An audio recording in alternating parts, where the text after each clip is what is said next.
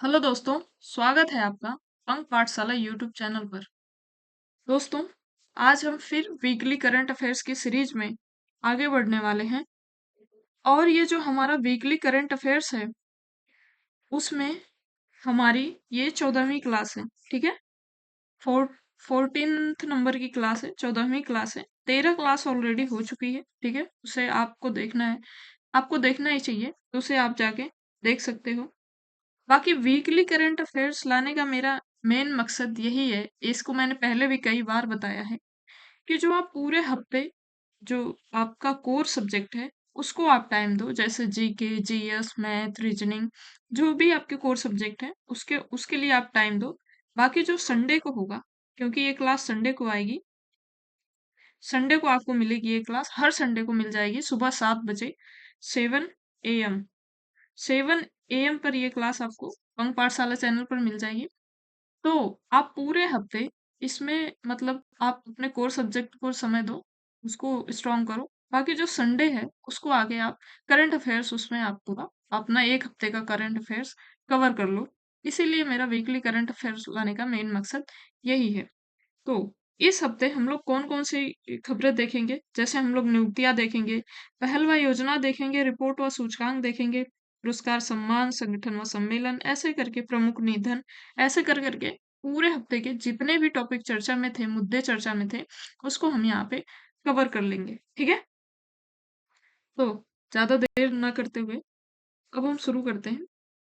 एक बात मैं और आपको बता दूं कि अगर आपका कोई भी ऐसा डाउट होता है कि पढ़ना कैसे है, या फिर करंट अफेयर्स कैसे तैयार करें, या फिर आपको कहीं दिक्कत आती है करंट अफेयर्स तैयार करने में, या फिर अपने जो सब्जेक्ट और कोर एरिया के सब्जेक्ट हैं बाकी करंट अफेयर्स, उसमें बैलेंस बनाने में दिक्कत होती है, तो आप कमेंट बॉक्स में हमें आप सवाल पूछ सकते हो, इसका जवाब आपको मिल जाएगा। ठीक है, तो अब देखते हैं, क्वेश्चन नंबर पहले से शुरू करते हैं कि नवंबर 2025 में वर्जीनिया में लेफ्टिनेंट गवर्नर के पद पर पहुंचने वाली पहली मुस्लिम और भारतीय मूल की महिला कौन बनी है।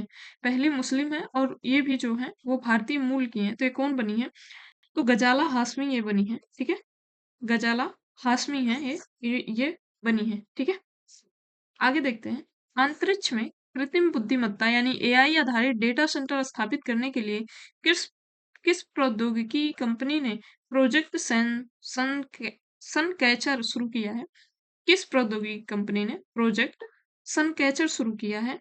प्रोजेक्ट सन कैचर जो शुरू किया है दोस्तों, प्रोजेक्ट सन कैचर जो शुरू किया है, वो शुरू किया है गूगल ने। ठीक है, गूगल ने शुरू किया। इसमें क्या होगा इसके बारे में और जानते हैं। प्रौद्योगिकी क्षेत्र की कंपनी गूगल ने प्रोजेक्ट सन कैचर की घोषणा की है, जो अंतरिक्ष में एआई संचालित डेटा केंद्र विकसित करने के लिए एक महत्वाकांक्षी अनुसंधान पहल है। इस परियोजना में सौर ऊर्जा से संचालित उपग्रहों द्वारा अंतरिक्ष में एआई डेटा केंद्रों की मेजबानी करने की परिकल्पना की गई है, ताकि स्थलीय सुविधाओं की को शीतल बनाने के लिए उपयोग किया जा सके, पृथ्वी की ऊर्जा और पानी की खपत को कम किया जा सके। ये परिक्रमा करने वाले डेटा केंद्र प्रति सेकंड दसियों टेराबाइट की गति से डेटा स्थानांतरित करने के लिए मुक्त स्थान ऑप्टिकल लिंक का उपयोग करेंगे, जिसमें स्टारलिंक जैसे उपग्रह इंटरनेट तारामंडल के समान विकसित नेटवर्क का निर्माण करेंगे।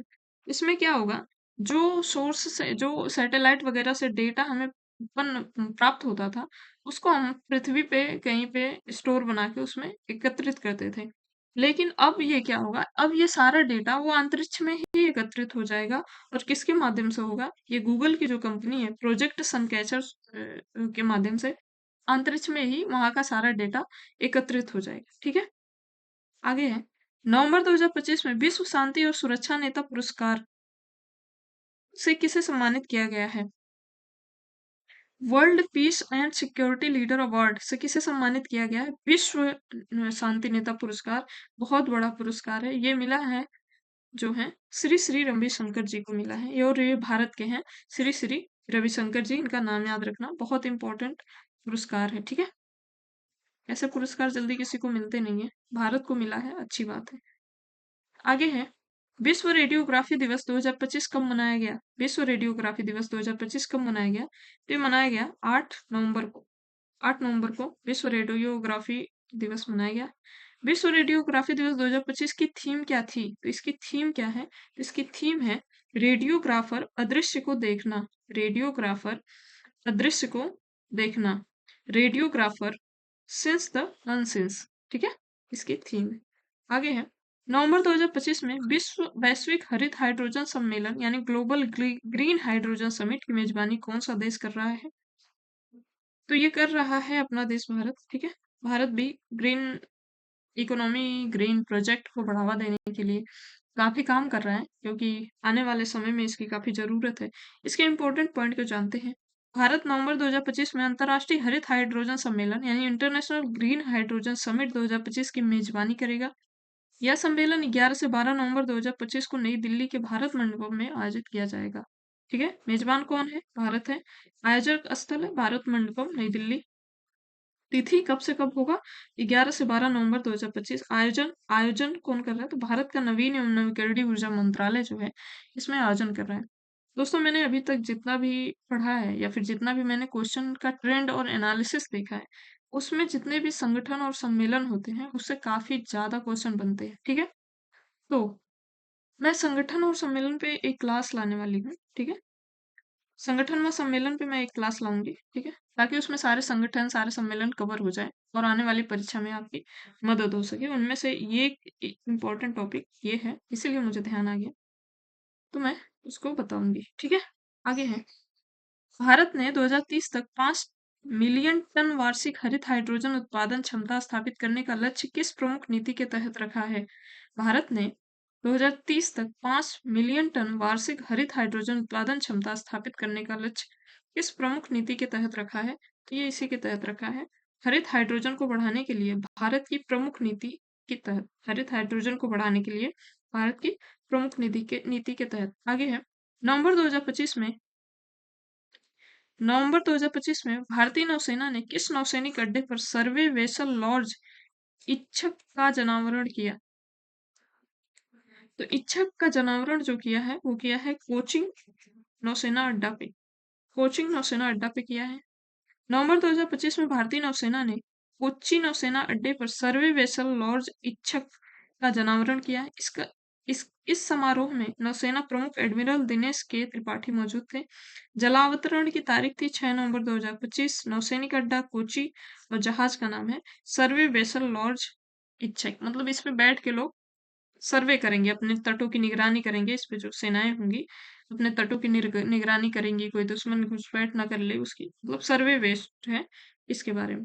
आगे है, दादा साहब फाल्के अंतर्राष्ट्रीय फिल्म फेस्टिवल 2025 में most versatile actor of the year का पुरस्कार किसने जीता है? तो ये जीत लिया है अल्लू अर्जुन ने। ठीक है, दादा साहब फाल्के अंतर्राष्ट्रीय फिल्म फेस्टिवल 2025 में most versatile actor of the year का पुरस्कार अल्लू अर्जुन ने जीता है।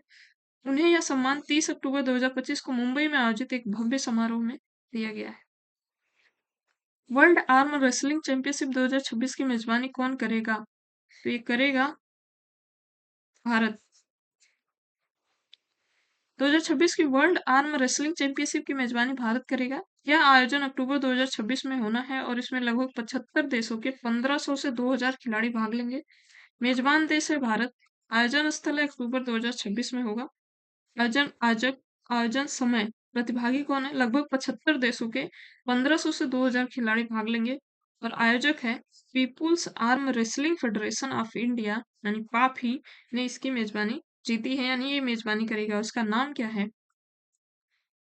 एक मिनट, इसका नाम है वर्ल्ड आर्म रेसलिंग चैंपियनशिप 2026। ये आने वाले में अभी ये जो टॉपिक है, ये अभी आने वाले जितने भी समय जब तक ये आयोजन वगैरह होगा, इसमें बहुत सारे अपडेट आएंगे और उस अपडेट को कवर करना काफी इम्पोर्टेंट है। नहीं तो ये इससे रिलेटेड, क्योंकि ये बहुत बड़े तरीके का आयोजन हो रहा है, तो इससे रिलेटेड आपके क्वेश्चन छूटेंगे। अब सवाल है कि अपडेट कैसे होगा, तो उसके लिए हम लोग हैं, पंख पाठशाला की टीम है आपके साथ, और जैसे भी इस पे कोई आप अपडेट आता है, तो अपडेट मिलेगा। आपको फिक्र नहीं करना, आपको बस जितना प्रोवाइड किया जा रहा है उसको अच्छे से कवर करना है और पढ़ना है। ठीक है, आगे देखते हैं। नेशनल हाइड्रोजन पावर कारपोरेशन यानी NHPC ने अपना 50वां स्थापना दिवस कब मनाया है?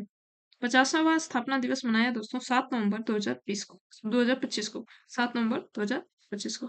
वांगला फेस्टिवल किस जनजाति के द्वारा मनाया जाता है, जिसे 100 ड्रम फेस्टिवल भी कहा जाता है। 100 ड्रम फेस्टिवल तो ये मनाया जाता है, पता है, गारो खासी के द्वारा, गारो ट्राइब्स के द्वारा। गारो खासी जयंती एक ट्राइब्स होती है, मेघालय में पाई जाती है।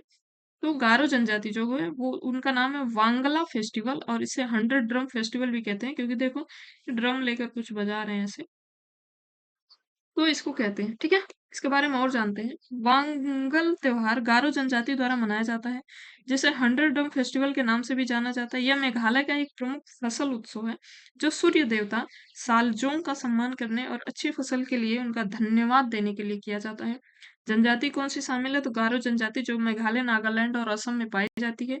त्योहार कौन सा है इनका, तो फसल कटाई के मौसम का अंत और सूर्य देवता का धन्यवाद किया जाता है इसमें। और मुख्य आकर्षक है 100 से अधिक ढोलों की लय पर नृत्य और संगीत, जिसे पारंपरिक परिधानों में किया जाता है। ठीक है,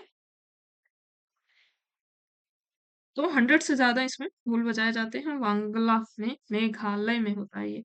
आगे है, चर्चित काश्तकारी जनजाति मुख्य रूप से किस राज्य में निवास करती है, जिसे विशेष रूप से कमजोर जनजाति समूह यानी पीवीटीजेस घोषित किया गया है। काश्तकारी जनजाति जो है ये रहती है महाराष्ट्र में। ठीक है, महाराष्ट्र में रहती है ये। काश्तकारी जनजाति मुख्य रूप से महाराष्ट्र राज्य में निवास करती है, जो विशेष रूप से कमजोर जनजाति समूह यानी पीवीटीजीज में शामिल है। यह महाराष्ट्र के पश्चिमी घाट के जंगलों में विशेष रूप से रायगढ़ और ठाणे जिले में पाई जाती है। ठीक है, और थोड़ा हिस्सा इसका गुजरात में भी रहता है।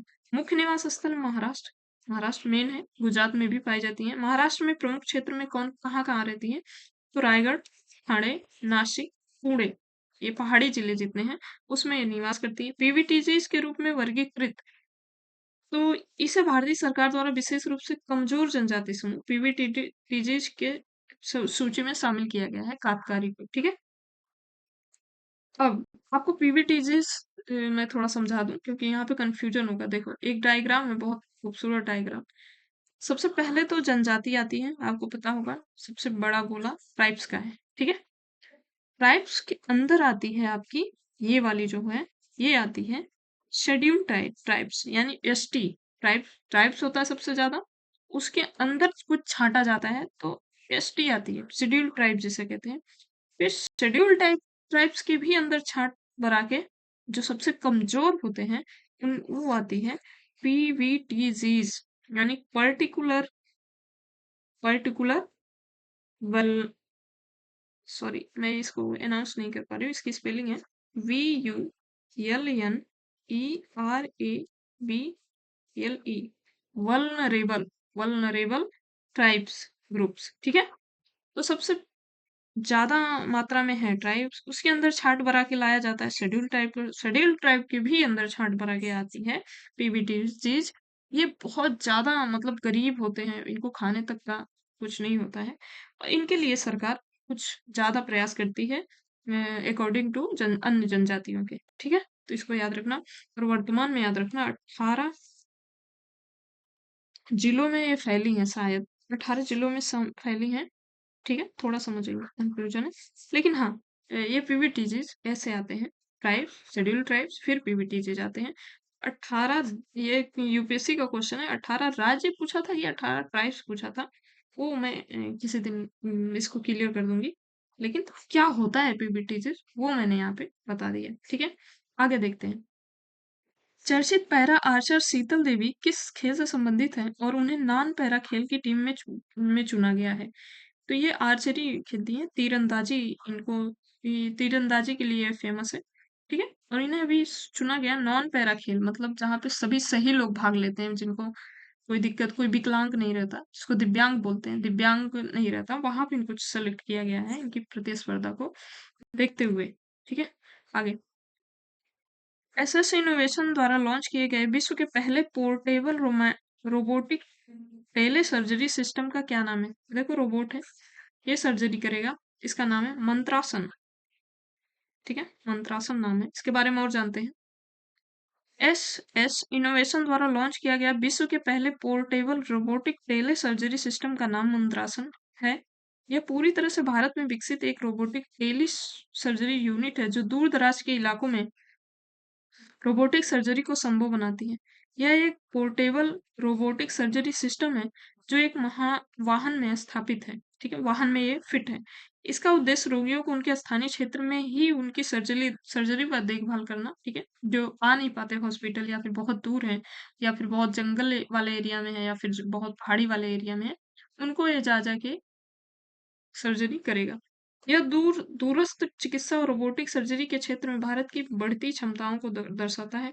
इसका निर्माण एमएस इनोवेशन ने किया है और इसे पहले एमएस मंत्रा के रूप में शामिल किया गया। ठीक है, इसमें वो नाम तो एक तो पूछ सकता है, नाम और प्लस इसका उद्देश्य पूछ सकता है कि क्यों बनाया गया है, कि दूर दराज वाले इलाकों में जाकर ये सर्जरी करेगा। ठीक है, बाकी कौन बनाया है इसको तो ये याद रखना इसका, MS innovation, S S innovation ने इसको बनाया है। ठीक है, ये 2-4 पॉइंट आप याद रखना। आगे, BIMSTEC India marine research network के पहले द्विवार्षिक सम्मेलन का आयोजन कहाँ पे किया गया है?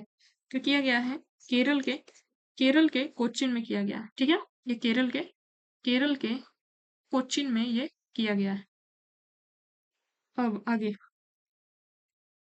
BIMSTEC India marine research network के पहले द्विवार्षिक सम्मेलन का आयोजन कोच्चि भारत में 4 से 6 नवंबर 2025 तक किया गया था। स्थान है कोच्चि, दिनांक है 4 से 6 नवंबर और मेजबान कौन है? भारत।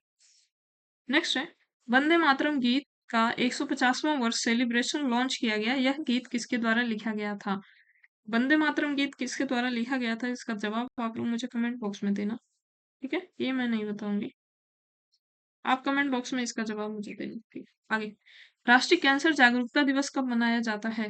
राष्ट्रीय कैंसर जागरूकता दिवस कब मनाया जाता है?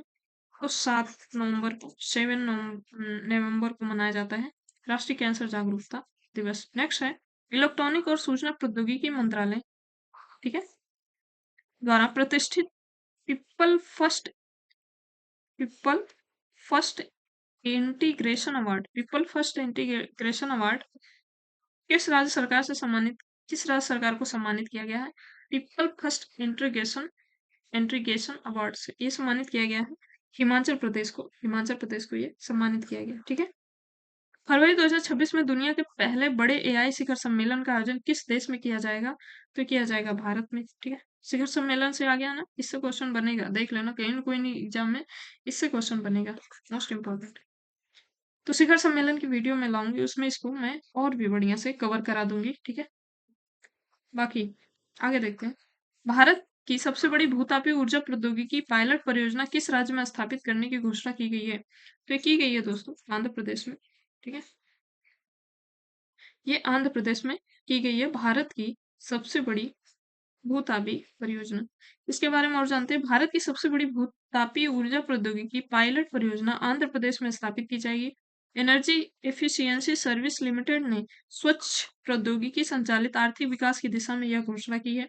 स्थान क्या है इसका? आंध्र प्रदेश। प्रोजेक्ट का प्रकार क्या है? भूतापी ऊर्जा प्रौद्योगिकी पायलट परियोजना। उद्देश्य क्या है? तो स्वच्छ प्रौद्योगिकी संचालित आर्थिक विकास। नेक्स्ट है, तोरखम बॉर्डर पाकिस्तान और किस देश के बीच सीमा बनाता है? तो तोरखम बॉर्डर अभी हाल ही में कुछ दिनों से बहुत बंद चल रहा है यहाँ पे, जब से अफगानिस्तान में वो तालिबान वाले आए हैं तभी से तोरखम बॉर्डर बंद पड़ रहा है। ये है आपका तोरखम बॉर्डर, यहाँ देख लेना, ये पाकिस्तान है और ये अफगानिस्तान है, इनके बीच में पड़ता है, पाकिस्तान और अफगानिस्तान के बीच पड़ता है। क्यों चर्चा में था? तो पाकिस्तान और अफगानिस्तान के बीच व्यापार बंद है। Afghan news channel Tolo news ने बताया है कि तोरखम बॉर्डर बीते 1 महीने से बंद है। ठीक है, आगे, प्रतिष्ठित princess of Austro real sports award 2025 में से किसे सम्मानित किया गया है?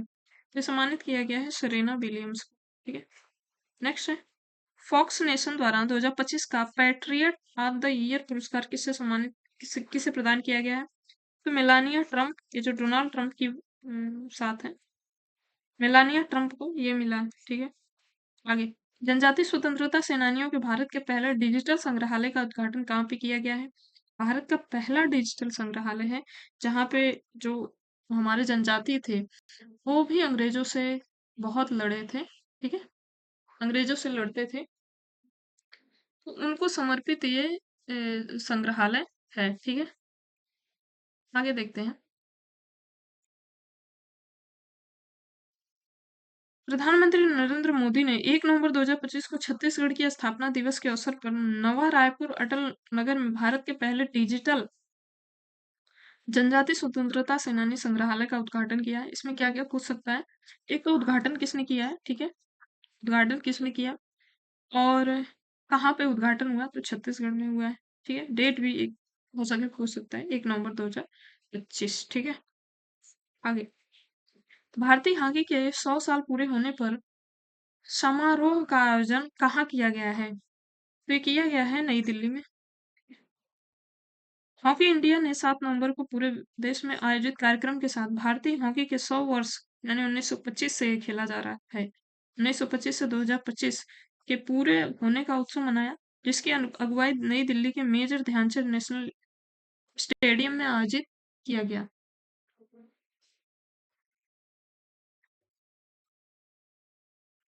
आगे है, किस राज्य ने कृषि उपकरणों को महिलाओं के अनुकूल बनाने के लिए एसओपी जारी की है।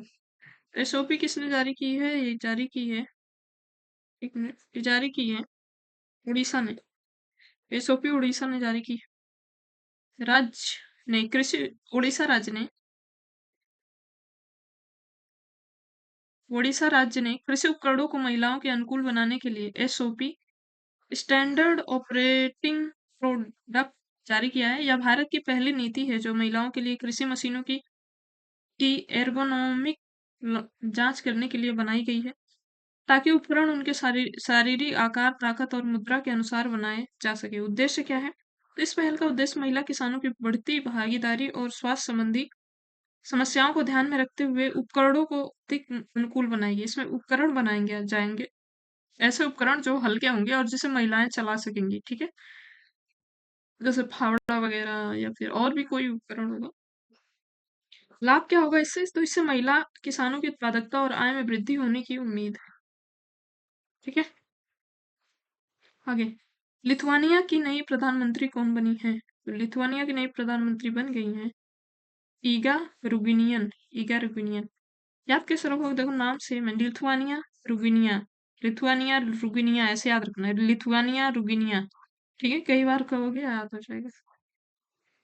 अंतर्राष्ट्रीय बुकर पुरस्कार 2025 किस किताब के लिए बानो मुश्ताक को दिया गया, तो ये दिया गया हार्टलैम के लिए। बानो मुश्ताक को उनकी लघु कथा संग्रह हार्टलैम के लिए 2025 का अंतर्राष्ट्रीय बुकर पुरस्कार मिला है। किताब का नाम हार्टलैम, मूल भाषा कन्नड़ में है। अनुवादक हैं इनकी दीपा भास्ती, जिन्होंने अंग्रेजी में अनुवाद किया है। विशेषता है, यह पुरस्कार जीतने वाला पहला कन्नड़ उपन्यास और लघु कथाओं का संग्रह, पहला कन्नड़ उपन्यास है। ठीक है, आगे। World justice project rule of law index 2025 में भारत को कौन सा स्थान मिला है, तो भारत को मिला है दोस्तों 46वां स्थान, कुल 143 देशों में 46वां स्थान मिला है। World justice project rule law index 2025 में भारत 86वें स्थान पर है। यह पिछली रैंकिंग से 6 स्थान नीचे है। रैंक है 86वीं, स्कोर है 0.49। पिछले पिछले साल की तुलना में गिरावट है 6 स्थान। शीर्ष देश है डेनमार्क, नॉर्वे और स्विट्जरलैंड। डेनमार्क, नॉर्वे और स्विट्जरलैंड हैं इसका। ठीक है, क्यूएस एशिया यूनिवर्सिटी रैंकिंग 2026 में आईआईटी बॉम्बे को कौन सी रैंक मिली है, तो मिली है इसको 71वीं रैंक मिली। ठीक है, 71वीं रैंक मिली है इसको आईआईटी बॉम्बे को। ठीक है, आगे है। क्यूएस एशिया यूनिवर्सिटी रैंकिंग 2026 में आईआईटी बॉम्बे को 71वीं रैंक मिली है, जो पिछले वर्ष 2025 की 48वीं रैंक से गिरावट है। रैंक में गिरावट 2025 की रैंकिंग में 48वें स्थान पर था, जबकि 2026 में 23वें स्थान पर गिरकर 23 स्थान से गिरकर 71वें स्थान पर हो गया है। अन्य भारतीय संस्थान इस रैंकिंग में आईआईटी दिल्ली 59वें स्थान पर और आईआईएससी बेंगलुरु 64वें स्थान पर है। आगे है। वर्ल्ड प्रेस फ्रीडम इंडेक्स 2025 में भारत किस स्थान पर रहा है, तो भारत रहा है दोस्तों 191वें स्थान पर भारत रहा है।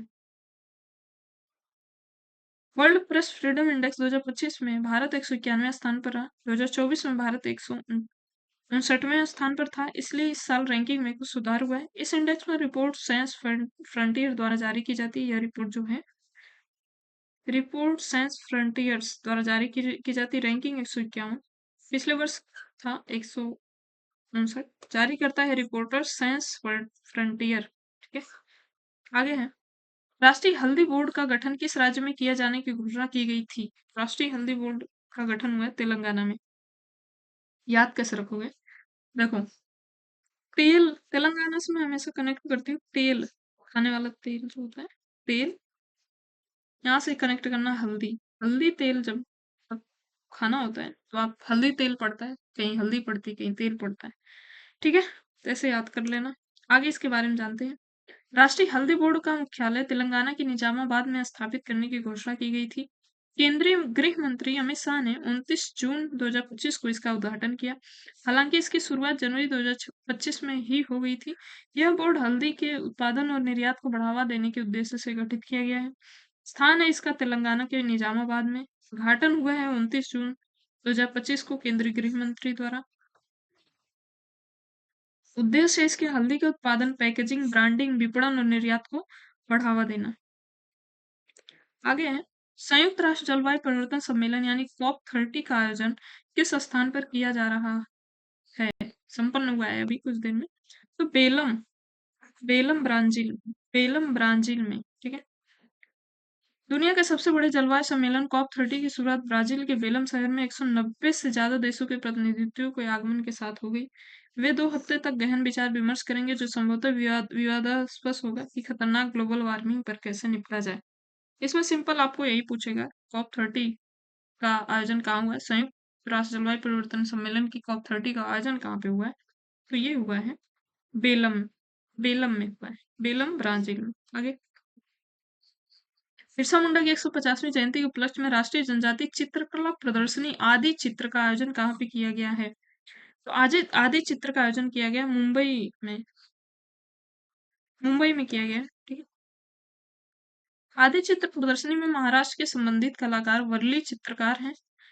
यह चित्रकला महाराष्ट्र की वर्ली जनजाति द्वारा बनाई जाती है और इसे दैनिक जीवन और प्राकृतिक दृश्यों को सरल ज्यामितीय आकृतियों का उपयोग करके दर्शाया जाता है।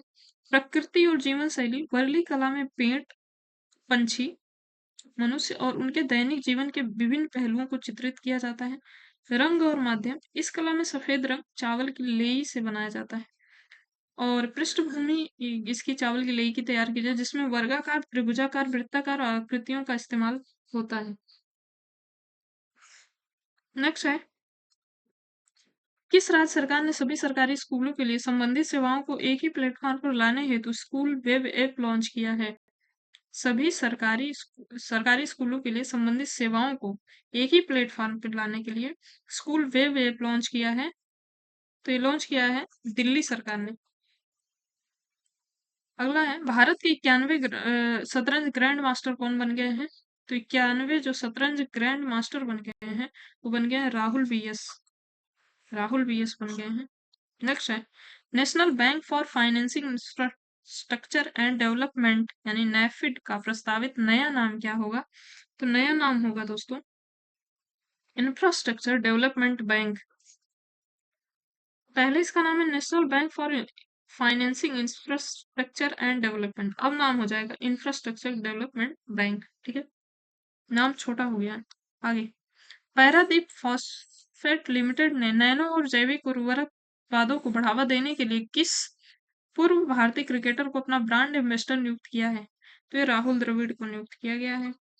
आगे है आईसीए वर्ल्ड कोऑपरेटिव मॉनिटरिंग 2025 में किस भारतीय संस्थान को प्रथम स्थान प्राप्त हुआ है? तो हुआ है अमूल को। Gujarat corporative milk marketing federation limited जो अमूल है कंपनी, उसको प्राप्त हुआ है स्थान आईसीए वर्ल्ड कोऑपरेटिव मॉनिटर 2025। आगे 7 नवंबर 2025 को भारतीय हॉकी के 100 वर्ष पूरे होने के उपलक्ष्य में शताब्दी समारोह कहाँ आयोजित हुआ है?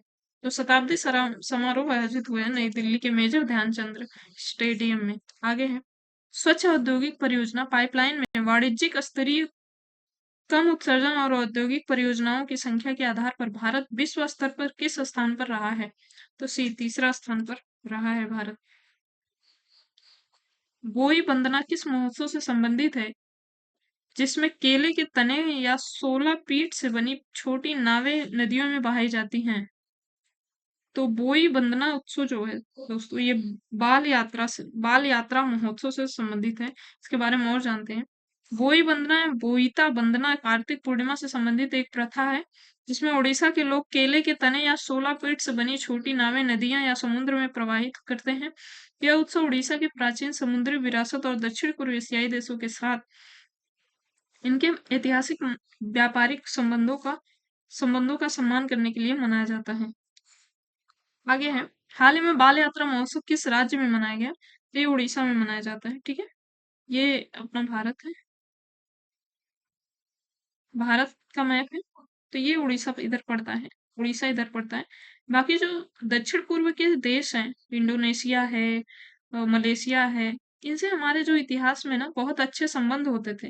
ये व्यापार व्यापार बहुत अच्छा होता था इनसे। तो ये बाल यात्रा जो होती है ना, तो यहाँ के कुछ लोग इधर आते हैं, अपने देश में आते हैं, उड़ीसा वगैरह में, और अपने देश के कुछ लोग वहां पे जाते हैं, ऐसे उत्सव मनाते हैं। उस जो बाल उत्सव है वो इसी से संबंधित है, पुराने जो हमारे रिश्ते थे उनके लिए। आगे है, अंतरराष्ट्रीय प्राकृतिक संघ यानी आईयूसीएन द्वारा गुड रेटिंग प्राप्त करने वाला भारत का एकमात्र प्राकृतिक विश्व धरोहर स्थल कौन सा बन गया है? आईयूसीएन ने उसको गुड रेटिंग दिया है। जैसे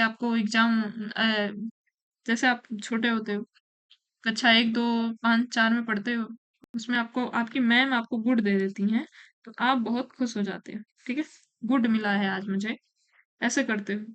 वैसे ही आईयूसीएन नाम की एक वैश्विक स्तर की संस्था है, उन्होंने हमारे भारत के जो कंचनजंगा राष्ट्रीय उद्यान है उसको गुड रेटिंग दिया है कि भाई तुम्हारा बहुत अच्छा है। ठीक है, चलो आगे। साइकोट्रॉपिक नशीले पदार्थों का निर्माण करने वाला गुप्त फैक्ट्रियों का पता लगाने के लिए राजस्व खुफिया निदेशालय द्वारा कौन सा ऑपरेशन शुरू किया गया है? तो जो ऑपरेशन शुरू किया गया है नशीले पदार्थों का पता लगाने के लिए, operation white cauldron, operation white cauldron शुरू किया गया है। ठीक है, आगे है, इसके बारे में और जानते हैं। ऑपरेशन व्हाइट कोल्डन राजस्व खुफिया निदेशालय यानी डीआरआई द्वारा चलाया गया है। यह एक राष्ट्रव्यापी एंटी नारकोटिक्स अभियान है जिसका उद्देश्य साइकोट्रोपिक पदार्थों का उपयोग करने वाली गुप्त फैक्ट्रियों का पता लगाना और उन्हें बंद करना।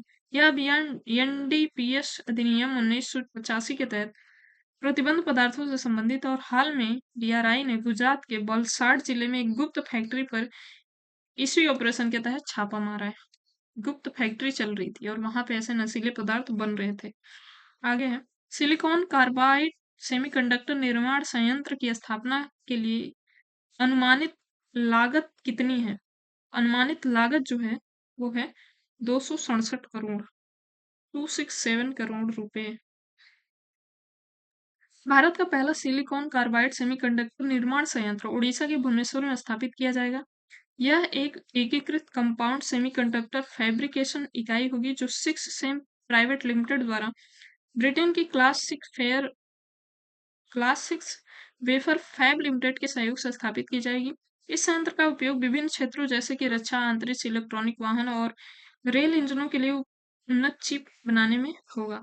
आगे है, मनोहर पार्कर युवा वैज्ञानिक पुरस्कार किस राज्य सरकार द्वारा शुरू किया गया है? ये शुरू किया गया है गोवा सरकार द्वारा। प्रो कोविड सॉरी, आगे, चीन ने कुशल स्टेम पेशेवरों को आकर्षित करने के लिए जो नया वीजा लॉन्च किया है जो बिना नौकरी प्रस्ताव के भी जारी किया जा सकता है, उसका नाम क्या है? तो ये के वीजा है इसका नाम। नेक्स्ट है, सुप्रीम कोर्ट ने आवारा कुत्तों को हटाने का सख्त आदेश 2024 में दर्ज कर कितने कुत्तों को के काटने के मामलों को देखते हुए दिया है? 2024 में जो आवारा कुत्तों के काटने का मामला था बहुत गंभीर था, तो उसी को ध्यान में रखते हुए सुप्रीम कोर्ट ने आदेश दिया है कि इन जितने भी आवारा कुत्ते हैं उनको पकड़ के ले जाके कहीं शेल्टर होम में रखा जाए या फिर वहीं पे जहाँ पे उनकी सारी सुविधाएं मिल सके। तो इस कितना मामला था जिसपे सुप्रीम कोर्ट को ये निर्णय लेना पड़ा, इसमें यही पूछा गया। तो 37 लाख मामला 2024 में 37 लाख मामला था कुत्तों के काटने का, आवारा कुत्तों के काटने का जो सड़कों पे घूमते हैं। आगे गूगल किस ऑस्ट्रेलियाई बाहरी क्षेत्र में स्थित द्वीप पर एक एआई डेटा सेंटर बनाने की घोषणा योजना कर रहा है? तो ये कर रहा है क्रिसमस द्वीप पर। ठीक है, क्रिसमस द्वीप पर गूगल एक अपना डेटा सेंटर बनाने की एआई डेटा सेंटर बनाने की योजना बना रहा है, क्रिसमस द्वीप। और वो क्रिसमस द्वीप कहाँ पे है? तो ये है अपना प्यारा भारत, ये है ऑस्ट्रेलिया, उसके बीच में यहाँ पे पड़ता है क्रिसमस द्वीप, और ये है इंडोनेशिया के नीचे पड़ता है क्रिसमस द्वीप। मैप में ये आपका लोकेशन पूछ सकता है। ठीक है, तो इसी को देखते हुए मेरे माइंड में एक ख्याल आया है। ख्याल पहले से ही था, मैं बस बताया नहीं था। तो मैं मैप पे एक क्लास लाऊंगी, चर्चित जितने भी स्थान हैं उनकी एक क्लास लाऊंगी, जिसमें सारे आपको 1-1.5 साल के जितने भी स्थान चर्चित हैं वो आपको इसमें मिल जाएगा। आपको उसको टेंशन लेने की जरूरत नहीं है, वहां से आप कवर कर सकते हैं। आगे, वर्ष 2025 की नेशनल वाटरशेड कॉन्फ्रेंस का आयोजन कहाँ पे हुआ है? ये हुआ है दोस्तों गुंटूर आंध्र प्रदेश में। गुंटूर आंध्र प्रदेश में वर्ष 2025 के नेशनल वाटर कॉन्फ्रेंस का आयोजन आंध्र प्रदेश के गुंटूर में 10 से 11 नवंबर को हुआ है। यह सम्मेलन ग्रामीण विकास मंत्रालय की भूमि संसाधन विभाग द्वारा आयोजित किया गया और इसमें विभिन्न हितधारकों ने हिस्सा लिया। स्थान कहाँ है? गुंटूर आंध्र प्रदेश। अवधि 10 से 11 नवंबर 2025। आयोजन ग्रामीण विकास मंत्रालय का भूमि संसाधन विभाग। आगे है, राष्ट्रीय शिक्षा दिवस यानी नेशनल एजुकेशन डे कब मनाया गया? ये मनाया गया है 11 नवंबर को। 11 नवंबर को नेशनल एजुकेशन डे मनाया गया है। आगे, भारत भूटान ऊर्जा साझेदारी का एक महत्वपूर्ण मील का पत्थर पूनत सांगचू 2 परियोजना, पूनत सांगचू 2 प्रोजेक्ट किस प्रकार की परियोजना है? तो ये है 1020 मेगावाट की जल विद्युत परियोजना है। जल से जो बिजली बनती है उसकी परियोजना है ये। पूनत सांगचू 2 परियोजना एक रन ऑफ द रिवर जल विद्युत परियोजना है। इसका मतलब है यह बहती हुई नदी पर बनाई जाती है और इसमें बड़े जलाशय का निर्माण नहीं किया जाता, जिससे बड़े पैमाने पर जल भराव और विस्थापन नहीं होता। ठीक है, रन ऑफ द रिवर जल विद्युत परियोजना। रन ऑफ द रिवर का मैं मतलब आपको समझा दूं, जैसे कोई नदी है, ठीक है, कोई नदी है और वो बह रही है, कोई नदी बह रही है, एक बांध होता है कि यहाँ पे बांध बना दो और पूरा पानी जो है उसको मतलब जल विद्युत के लिए यूज करो, उसका पानी पूरा जल विद्युत के लिए यूज करो। लेकिन दूसरी नदी जो होती है उसमें ये होता है कि पानी बह रहा है, बांध तो बनेगा, लेकिन जो बहता हुआ पानी है, जो सिंचाई के लिए पानी जाता है, उसको नहीं बाधित करना है, वो पानी बहता रहेगा। बाकी कुछ पानी साइड में लेकर उससे बिजली बनाई जाएगी। ठीक है, बहते पानी को डिस्टर्ब नहीं किया जाएगा, क्योंकि वो जाता है, खेतों में सिंचाई होती है और बहुत सारे काम होते हैं, उसको रोका नहीं जाएगा।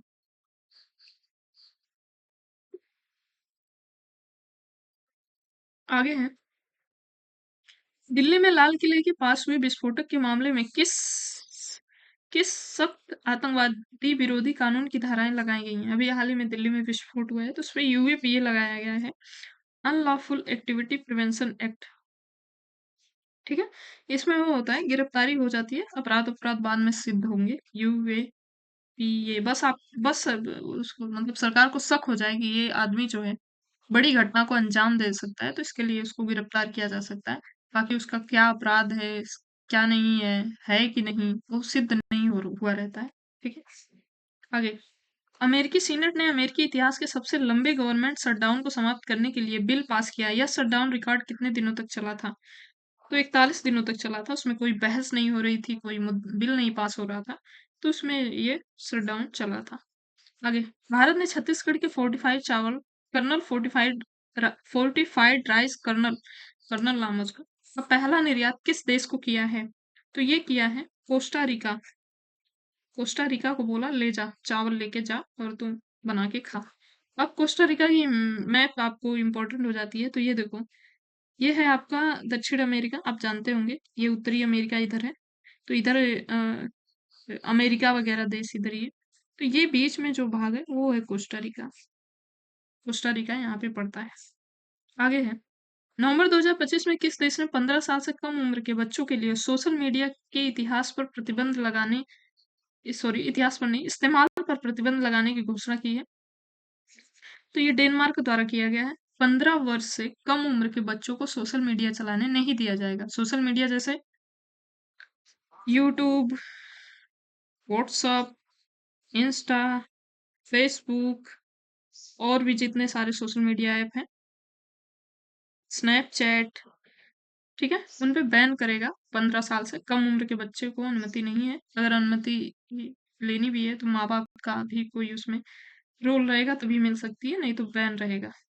आगे, आधिकारिक तौर पर नवंबर 2025 में दुनिया का पहला कैशलेस देश कौन सा बन गया है जहां लगभग सभी लेन देन डिजिटल माध्यम से होते हैं, वहां नोट वोट नहीं चलती है। तो कौन बन गया है? तो स्वीडन बन गया। बहुत स्वीट है बेचारा, ठीक है, स्वीडन स्वीट। और कैश कैसा होता है? स्वीट ही होता है। आगे, दूरसंचार नवाचार को बढ़ावा देने के लिए सी डॉट ने किस आईआईटी के साथ साझेदारी की है? तो सी डॉट ने किया है आईआईटी गांधीनगर के साथ साझेदारी। नेक्स्ट है, को कोलिंस डिक्शनरी ने किस शब्द को 2025 का वर्ल्ड ऑफ द ईयर नामित नामित किया है जो आर्टिफिशियल इंटेलिजेंस से जुड़ा है? ये जुड़ा है वाइब कोडिंग। वाइब कोडिंग शब्द है जिसको नामित किया गया है। आगे है, भारत ने अपनी पहली 25 क्यूबिट क्वांटम प्रोसेसिंग यूनिट क्यूपीयू और फुल स्टैक क्वांटम चिप का क्या नाम रखा है? क्यूपीएस इंडेक्स, क्यूपीएआई इंडेक्स, क्यूपीएआई इंडेक्स नाम है, ठीक है। आगे है, भारत की पहली स्वदेशी एमआरआई मशीन का परीक्षण कहाँ पे हुआ है? तो हुआ है एम्स दिल्ली में। नेक्स्ट का 19 थेरेपी जिसका शुभारंभ प्रधानमंत्री नरेंद्र मोदी ने किया है, किस रोग के इलाज के लिए है ये? तो ये ज्यादातर इलाज करती है आपका ब्लड कैंसर का इलाज ज्यादा करती है। नेक्स्ट का 19 थेरेपी एक स्वदेशी कार्टिसन थेरेपी है जो भारत में कुछ प्रकार के रक्त कैंसर के इलाज के लिए विकसित की गई है। इसे इम्यूनो एक्ट नामक कंपनी ने आईआईटी बॉम्बे की मदद से बनाया है। यह थेरेपी कैंसर कोशिकाओं पर मौजूद CD19 नामक प्रोटीन को लक्षित करके कम करती है, जिससे प्रतिरक्षा प्रणाली उन कैंसर कोशिकाओं को पहचान कर नष्ट कर देती है। भारत में विकसित यह पहली कार्टिस थेरेपी है जिसे बाजार में प्रवेश करने की मंजूरी मिल गई है। आगे है, 2025 में एले एडेलग्यू हुनरू हुनरू इंडिया फिलेथ्रोपी, सॉरी एक बार मैं फिर से पढ़ दूं। 2025 में एडेलग्यू हुनरू इंडिया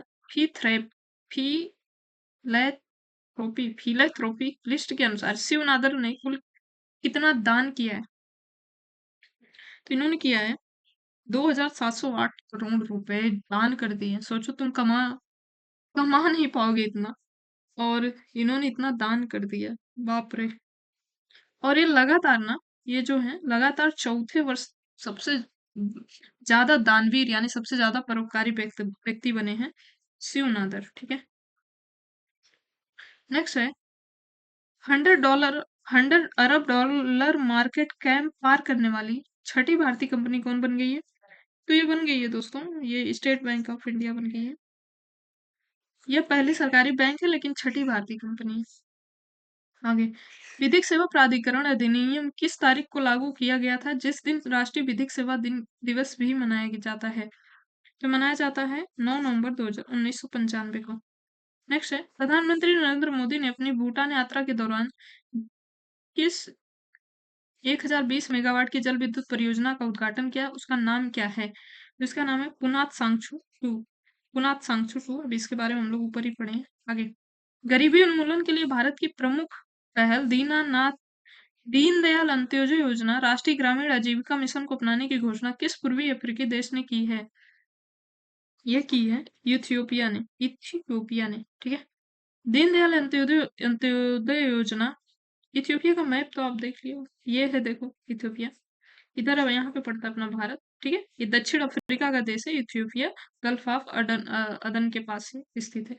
इसके बारे में और जानते हैं। दीनदयाल अंत्योदय योजना राष्ट्रीय ग्रामीण आजीविका मिशन भारत सरकार के ग्रामीण विकास मंत्रालय द्वारा चलाया जा रहा है एक प्रमुख गरीबी उन्मूलन कार्यक्रम है जिसका उद्देश्य गरीब परिवारों को लाभकारी स्वरोजगार और कुशल वेतन रोजगार के अवसर प्रदान करके गरीबी को कम करना है, जिसका उद्देश्य गरीबों विशेषकर महिलाओं के लिए मजबूत संस्थाओं का निर्माण करके गरीबी में कमी लाना तथा इन संस्थाओं को विभिन्न वित्तीय सेवाओं तक पहुंच प्रदान करना है।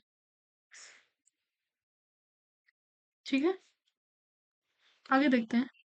इंडिया इंटरनेशनल साइंस फेस्टिवल 2025 का आयोजन 6 से 9 दिसंबर तक कहाँ पे किया जाएगा? तो ये किया जाएगा चंडीगढ़ में। चंडीगढ़ में ये किया जाएगा।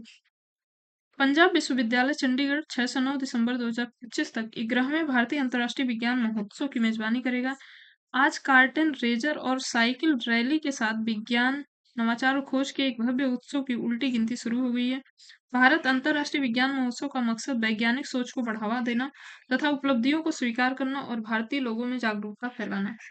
आगे है, मत्स्य पालन विभाग द्वारा मछुआरों और मछली पकड़ने वाली नौकाओं के रजिस्ट्रेशन और लाइसेंसिंग के लिए कौन सा ऑनलाइन पोर्टल लॉन्च किया गया है? तो लॉन्च किया गया दोस्तों रियल क्राफ्ट पोर्टल। इसमें क्या होगा? तो रियल क्राफ्ट एक ऑनलाइन प्रणाली है जो भारत में मछुआरों को मछली पकड़ने वाली नौकाओं के पंजीकरण और मछली पकड़ने के लाइसेंस के लिए आवेदन करने की सुविधा देती है। यह मत्स्य पालन विभाग भारत सरकार द्वारा विकसित एक वेब आधारित मंच है जो प्रक्रिया को पारदर्शी और कुशल बनाता है। इस पोर्टल के माध्यम से मछुआरे ऑनलाइन आवेदन कर सकते हैं और पंजीकरण प्रमाण पत्र और लाइसेंस प्रमाण पत्र जैसी अन्य सेवाएं भी प्राप्त कर सकते हैं, जैसे कि मलीकी बदलना और बेसल में बदलाव करना। इसमें क्या है, उनको नेविगेट करेगा, जैसे वो दूसरे देशों में भी चले जाते हैं मछुआरे, वहां पे पकड़ लिए जाते। तो उद्देश्य क्या है? मछली पकड़ने वाली नौकाओं के पंजीकरण, जो नौका है, जैसे गाड़ियों का पंजीकरण होता है, उसे नौकाओं का पंजीकरण होगा। मछली पकड़ने के लाइसेंस उनको दिया जाए के लिए ऑनलाइन आवेदन प्रक्रिया को आसान बनाना, से आसान नहीं बनाना विकसित किया गया भारत सरकार के मत्स्य विभाग द्वारा। उपयोग करता है सभी तटीय राज्यों और केंद्र शासित प्रदेशों के मछुआरे। ठीक है, लाभ क्या होगा इस आवेदन और स्वीकृति की प्रक्रिया में पारदर्शिता और समय की बचत होगी। मछुआरों के लिए जरूरी दस्तावेज, अनुमति और निगरानी रिपोर्ट समय पर उपलब्ध होगा। आवेदन किसी भी स्थान से ऑनलाइन किया जा सकता है। आगे है, प्रसिद्ध कंप्यूटर वैज्ञानिक विद्वेश्वरन राजा रमन, जिन्हें भारत में कंप्यूटर विज्ञान की शिक्षा का अग्रदूत कहा जाता था, उन्हें किस वर्ष पद्म विभूषण से सम्मानित किया गया है? तो उन्हें सम्मानित किया गया है दोस्तों 1998 में इनको पद्म विभूषण मिला था, हाल ही में। आगे देखते हैं, सुपर टाइफून हंग वोंग ने किस महासागर में फिलीपींस यानी विशेषकर लुजोन आइलैंड को प्रभावित किया है? ये है ये है फिलीपींस। तो ये हुआ है पश्चिमी प्रशांत महासागर में, हांगकांग। आगे, यूनेस्को द्वारा अपनाया गया दुनिया का पहला global ethical standard on neuro technology technology क्यों महत्वपूर्ण है? ये महत्वपूर्ण है दोस्तों, यह न्यूरो टेक्नोलॉजी जो माइंड को रीड कर सकती है का सुरक्षित और सही उपयोग सुनिश्चित करने के लिए नैतिक मानक करता है। आगे देखते हैं, भारत की राष्ट्रपति द्रौपदी मुर्मू किस देश के 50वें स्वतंत्रता दिवस कार्यक्रम में भाग लेने गई थी? तो ये गई हैं अंगोला में। ठीक है, अंगोला कहाँ है? ये रहा अंगोला, ये अपना भारत दक्षिण अफ्रीका में पड़ता है अंगोला। आगे है, ओजोन परत संरक्षण से संबंधित मॉन्ट्रियल प्रोटोकॉल की 37 की बैठक केन्या के किस शहर में की गई? 37वीं बैठक केन्या के किस शहर में की गई है? ये नैरोबी में की गई है। आगे देखते हैं, मॉन्ट्रियल प्रोटोकॉल की बैठक 3 से 7 नवंबर 2025 को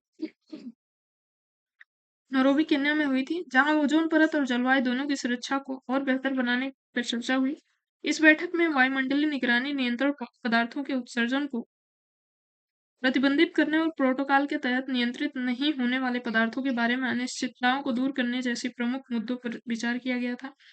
बैठक का स्थान संयुक्त राष्ट्र पर्यावरण कार्यक्रम यूनेप का मुख्यालय नैरोबी केन्या में, और अवधि थी 3 से 7 नवंबर। मुख्य उद्देश्य क्या था? तो ओजोन परत और जलवायु दोनों के संरक्षण में प्रगति को बढ़ावा देना, वायुमंडलीय निगरानी करना, प्रोटोकॉल के तहत नियंत्रित पदार्थों के शेष उत्सर्जन को प्रतिबंधित करना, अनिश्चितताओं को दूर करना। ठीक है, अतिरिक्त बैठक, मुख्य बैठक से 2 नवंबर 2025 को मॉन्ट्रियल प्रोटोकॉल की कार्यवाही को आसान करने के लिए एक अनौपचारिक बैठक आयोजित की गई थी। ये याद रखना सब। आगे, भारत और श्रीलंका के बीच आयोजित होने वाले युद्ध अभ्यास मैत्री शक्ति 2025 का 11वां संस्करण कहाँ पे आयोजित हुआ? तो इसका 11वां संस्करण जो आयोजित हुआ है वो हुआ है बेलगामी कर्नाटक में। ठीक है, युद्धाभ्यास मित्र शक्ति 2025 भारत और श्रीलंका के बीच एक संयुक्त सैन्य अभ्यास है। यह अभ्यास आतंकवाद रोधी अभियानों और उप परंपरागत परिचालनों में आपसी समन्वय तालमेल को मजबूत करने के लिए बनाया गया है। अभ्यास का 11वां संस्करण नवंबर 2025 में कर्नाटक के बेलगामी में आयोजित किया गया था। आगे है सिटी लाइफ इंडेक्स 2025 के अनुसार एशिया के सबसे खुशहाल शहरों की सूची में कौन सा भारतीय शहर शीर्ष पर है? तो ये मुंबई है दोस्तों। एशिया की सबसे खुशहाल शहर है, बाप रे। अच्छा, आगे देखते हैं। कोपेनहेगन डेनमार्क 1039 अंकों के साथ हैप्पी सिटी इंडेक्स में पहले स्थान पर है। डेनमार्क का कोपेनहेगन सबसे ज्यादा हैप्पी है। मुंबई को हाल ही में एशिया का सबसे खुशहाल शहर घोषित किया गया है। टाइम आउट के सिटी लाइफ इंडेक्स 2025 के एक सर्वेक्षण में मुंबई ने खुशी के मामले में बीजिंग, शंघाई, चियांग माई और हनोंग को भी पीछे छोड़ दिया। पत्रिका के 18,000 से ज्यादा उत्तरदाताओं का सर्वेक्षण किया और सामाजिक जुड़ाव से लेकर भावनात्मक खुशहाली तक को देखा गया है। ठीक है, अच्छी बात है। आगे सीमा सुरक्षा बल यानी बीएसएफ के किस स्ट्राइकर डॉग को राष्ट्रीय K9 वीरता पुरस्कार प्रदान किया? तो इसका नाम है बबीता। बबीता है तुम्हारे इधर कोई लड़की, समझ लेना उसी को ये पुरस्कार मिला है K9। आगे संयुक्त राष्ट्र जल संधि में शामिल होने वाला दक्षिण एशिया का पहला देश कौन सा है? यूनाइटेड नेशन वाटर ट्रीटी में शामिल होने वाला दुनिया का मतलब होने वाला दक्षिण एशिया का पहला देश कौन सा है? तो हो गया है बांग्लादेश। आगे देखते हैं। संयुक्त राष्ट्र जल संधि में शामिल होने वाला दक्षिण एशिया का पहला देश बांग्लादेश बन गया है। इस ऐतिहासिक कदम के साथ बांग्लादेश विश्व का 56वां देश बन गया है जो सीमा पार जलमार्गों और अंतर्राष्ट्रीय झीलों के संरक्षण और उपयोग पर कन्वेंशन में शामिल हुआ है। यह संधि सीमा पार जल संसाधनों के सतत और न्यायसंगत उपयोग के लिए एक कानूनी और संस्थागत ढांचा प्रदान करती है। गंगा, ब्रह्मपुत्र, मेघना जैसी नदियों पर निर्भर बांग्लादेश के लिए यह संधि सॉरी यह संधि जल सुरक्षा और सहयोग को मजबूत करने की दिशा में एक महत्वपूर्ण कदम है। ठीक है, एक मिनट।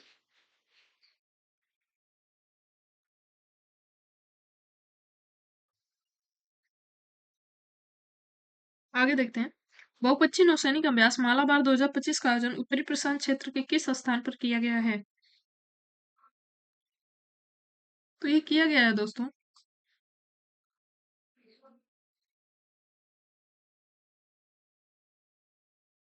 ये किया गया है जो वो किया गया है गुआम में किया गया है। आगे देखते हैं।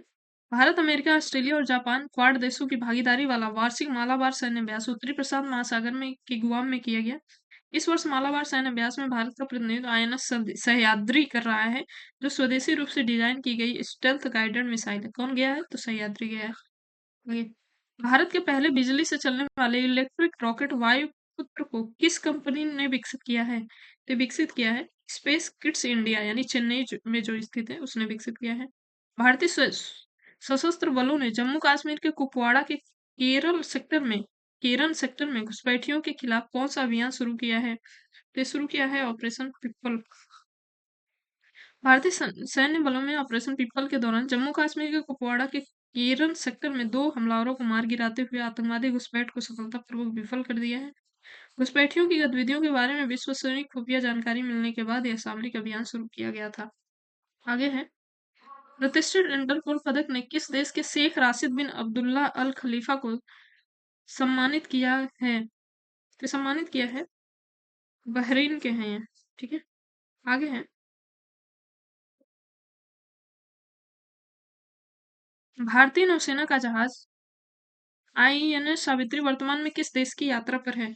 आईएनएस सावित्री जो है वो है मोजाम्बिक की यात्रा पे इन दिनों है। मोजाम्बिक कहाँ पे है? तो यहाँ पे है मोजाम्बिक, मेडागास्कर के पास मोजाम्बिक है। ये अपना प्यारा भारत। यहाँ से जहाज गया है सावित्री, यहाँ पे। चलो आगे। किस स्टेडियम को खेल नगरी के रूप में पुनर्जीवित किया जाएगा? तो ये है जवाहर नेहरू स्टेडियम जो दिल्ली का है, वहां पे। आगे है केंद्रीय कृषि एवं किसान कल्याण मंत्री शिवराज सिंह चौहान ने किस राज्य में वाटर शेड महोत्सव का उद्घाटन किया जो राज्य के केले उत्पादन में देश में नंबर 1 पर है? तो यह है आंध्र प्रदेश। आगे है हुनरू रिसर्च इंस्टीट्यूट की नवीनतम रिपोर्ट के अनुसार कुल 119 अरबपतियों के साथ कौन सा शहर विश्व के अरबपतियों की राजधानी है, जहां पे सबसे ज्यादा अरबपति रहते हैं? वो है न्यूयॉर्क। हुनरो रिसर्च इंस्टीट्यूट की नवीनतम रिपोर्ट के अनुसार 119 अरबपति के साथ न्यूयॉर्क विश्व के अरबपतियों की राजधानी है। इसके बाद लंदन में 97 अरबपति हैं के साथ दूसरे स्थान पर, और मुंबई में 92 अरबपतियों के साथ तीसरे स्थान पर है। बाप रे। न्यूयॉर्क में जो 119 अरबपति, लंदन में 97 अरबपति जो कि दूसरे स्थान पर, मुंबई में 92 अरबपति हैं जो कि तीसरे स्थान पर है। आगे है, जर्मन वाच द्वारा प्रस्तुत जलवायु जोखिम सूचकांक 2026 की रिपोर्ट में कौन सा स्थान पर रहा है? तो सी है, 9वें स्थान पर है। और जानते हैं इसके बारे में, जर्मन वाच द्वारा प्रकाशित जलवायु जोखिम सूचकांक रिपोर्ट में 1950 से 2024 की अवधि में भारत चरम मौसम की घटनाओं के सबसे ज्यादा प्रभावित देशों में 9वें स्थान पर है। इस रिपोर्ट में ब्राजील के बेलम में COP30 में जारी किए गए, जिसमें बताया गया कि 1995 से 2024 के बीच दुनिया भर में 9,700 से अधिक चरम मौसम घटनाएं हुई हैं, जहां पे 8.32 लाख से ज्यादा लोग की मौत हुई है और 4.5 अरब डॉलर का नुकसान हुआ है। भारत की स्थिति 1995 से 2025 की अवधि के लिए लंबी अवधि के रैंकिंग में भारत 9वें स्थान पर है, जो पिछले आकलन की तुलना में थोड़ा बेहतर है। ठीक है, आगे देखते हैं। टेनिस टूर्नामेंट WTA फाइनल 2025 का खिताब एलेना रायबकीना कजाकिस्तान ने किस खिलाड़ी को हराकर जीता है?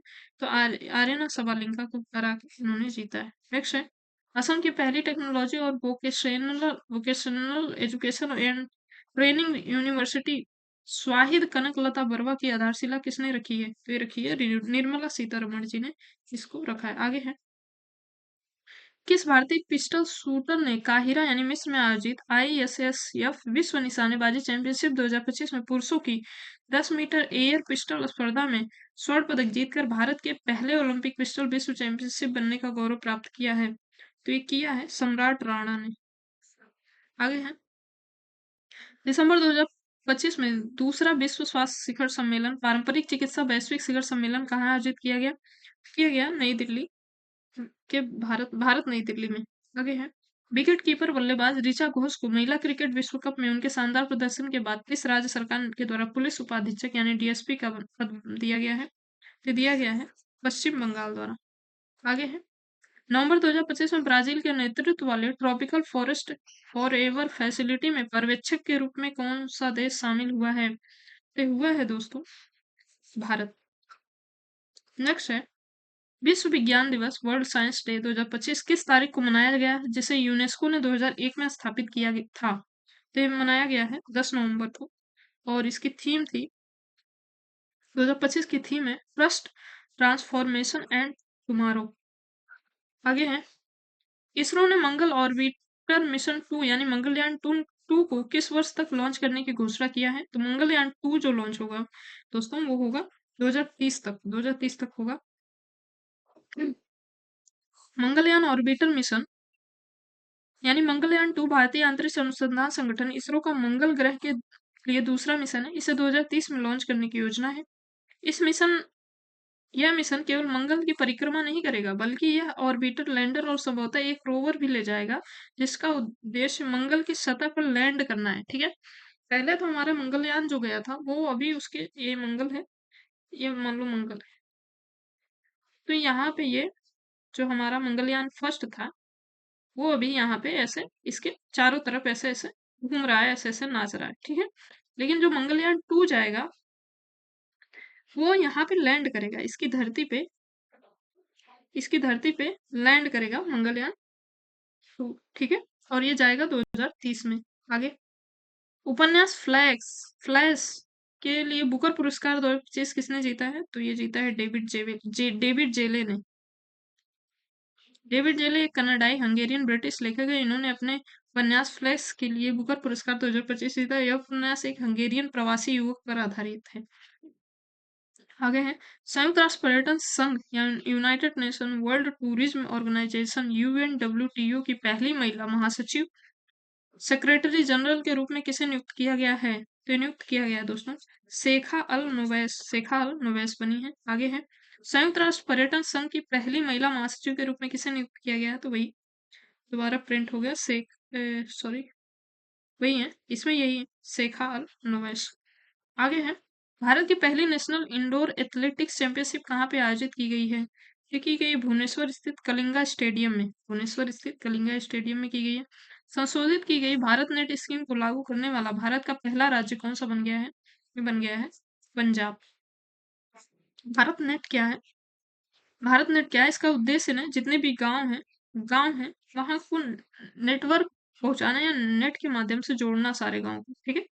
मोबाइल ऑपरेटरों, इंटरनेट सेवा प्रदाताओं, केबल टीवी ऑपरेटरों, सामग्री प्रदाताओं जैसे एक्सेस प्रदाताओं को ग्रामीण और दूरस्थ भारत में ई स्वास्थ्य, ई शिक्षा, ई गवर्नेंस जैसी विभिन्न सेवाओं के लिए लॉन्च किया गया। शायद पूरे गांव में अगर इंटरनेट की पहुंच हो जाएगी तो उसके तहत जो बाहर से शिक्षा मिलती है, इंटरनेट अगर रहेगा तो आपकी जो अच्छी शिक्षा मिलेगी, अच्छा गवर्नेंस होगा, अच्छी स्वास्थ्य सुविधाएं होंगी, ठीक है। आगे, International Organization of Motor Vehicle Manufacturer का प्रेसिडेंट बनने वाले पहले भारतीय कौन बन गए हैं? तो ये बन गए हैं शैलेश चंद्र। आगे है 2026 FIH हॉकी वर्ल्ड कप का आयोजन किन देशों द्वारा संयुक्त रूप से किया गया है जाएगा? तो ये जो किया जाएगा दोस्तों, ये नीदरलैंड और बेल्जियम के द्वारा किया जाएगा। आगे है हर साल संगई फेस्टिवल किस राज्य में मनाया जाता है? तो संगई फेस्टिवल मनाया जाता है मणिपुर में। और मणिपुर में एक हिरन मिलता है, संगाई हिरन, उसी के डेडिकेटेड रहता है ये। और इसको डांसिंग डियर भी कहते हैं। इसके बारे में और जानते हैं। संगाई महोत्सव मणिपुर का एक वार्षिक सांस्कृतिक त्योहार है जो 21 से 30 नवंबर तक आयोजित होता है हुआ है। इसका नाम मणिपुर के राज्य पशु दुर्लभ संगाई हिरन के नाम पर रखा गया है। यह त्योहार मणिपुर की समृद्ध सांस्कृतिक विरासत, पारंपरिक नृत्य और संगीत और स्थानीय हस्तशिल्प और व्यंजनों को प्रदर्शित करता है, ठीक है। आगे है भारत का चर्चित न्यूमा एयरबेस जिसे हाल ही में शुरू किया है, कहाँ स्थित है? तो चर्चित न्यूमा बेस जो है वो है लद्दाख में, ठीक है। न्योमा बेस इसका नाम है, यहाँ पे देखो, यहाँ पे स्थित है। ये चीन और भारत के बॉर्डर पर है, लद्दाख में स्थित है। आगे है बिंगलू नेचोवा किस देश के नए राष्ट्रपति बने हैं? तो बिंगलू नेचोवा बन गए हैं तंजानिया के नए राष्ट्रपति। नेक्स्ट है अर्थराइज प्राइज जो पर्यावरण के क्षेत्र में दिया जाता है हर साल कितनी कैटेगरी में दिया जाता है?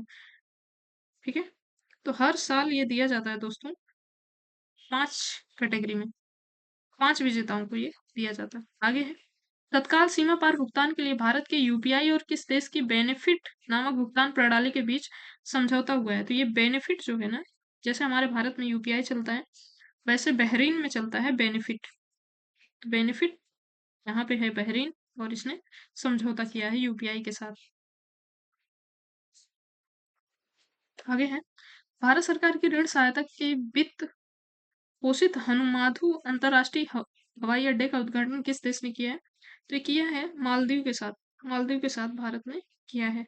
मालदीव के राष्ट्रपति मोहम्मद मुइज्जू और भारत के नागरिक उड्डयन मंत्री किजरापू राम मोहन नायडू ने संयुक्त राष्ट्र हनीमाधु अंतरराष्ट्रीय हवाई अड्डे का उद्घाटन किया, जो भारत की वित्तीय सहायता से पूरी हुई परिकल्पना, भारत ने सहायता किया था वहां पे उनके हवाई अड्डे का, ये जो बना है हवाई अड्डा। आगे है गेल इंडिया लिमिटेड के नए चेयरमैन और प्रबंध निदेशक कौन बन गए हैं? तो गेल कौन गए हैं? दीपक गुप्ता गेल गए हैं। चलो ठीक है आगे। छठा वियतनाम सैन्य अभ्यास बिन बक्स 2025 कहाँ पे आयोजित हुआ है? तो बिन बक्स हुआ है वियतनाम के हनोई में, ठीक है। सैन्य अभ्यास बिन बक्स 2025 का छठा संस्करण याद रखना 11 नवंबर 2025 को वियतनाम के हनोई में हुआ। यह भारत और वियतनाम के बीच एक द्विपक्षीय सैन्य अभ्यास है जिसका उद्देश्य संयुक्त राष्ट्र शांति स्थापना अभियानों के संदर्भ में दोनों सेनाओं की क्षमताओं को बढ़ाना है। अभ्यास मैत्री, एकजुट और अच्छा सहयोग को मजबूत करेगा, ठीक है। आगे देखते हैं विश्व निमोनिया दिवस 2025 कब मनाया गया? तो निमोनिया दिवस मनाया गया आपका 12 नवंबर को। आगे केंद्रीय ऊर्जा मंत्री मनोहर लाल खट्टर ने भारत की पहली 3 मेगावाट क्षमता वाली vanadium redox flow battery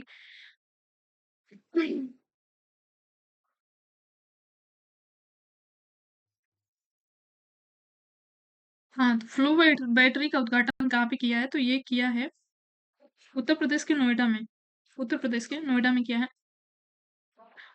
vanadium redox flow battery क्या होती है? ये एक तो होती है बैटरी जो आती है जल्दी चार्ज होती है, जल्दी डिस्चार्ज होती है। इसमें क्या होगा, ये वेनेडियम, इसमें क्या है, ये देर से चार्ज होगी लेकिन देर से डिस्चार्ज होगी, ठीक है। थोड़ा टाइम लगाएगी चार्ज होने में लेकिन डिस्चार्ज जल्दी नहीं होगी, वो चलेगी ज्यादा टाइम तक, ठीक है।